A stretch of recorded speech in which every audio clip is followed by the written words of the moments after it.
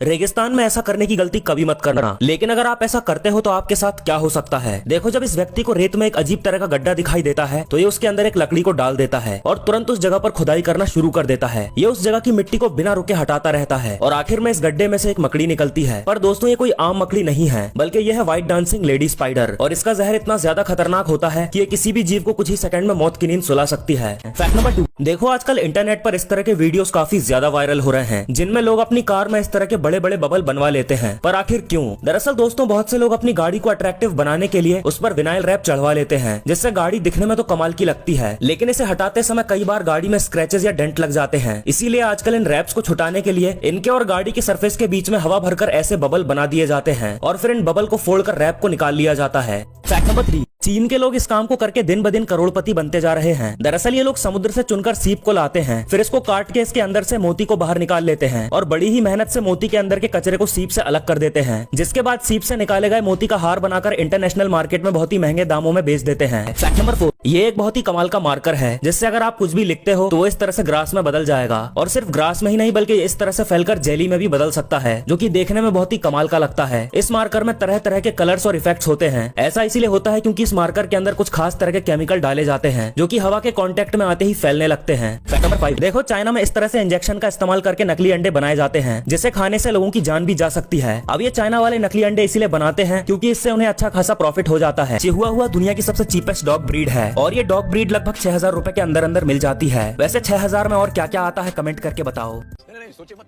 Subscribe कीजिए।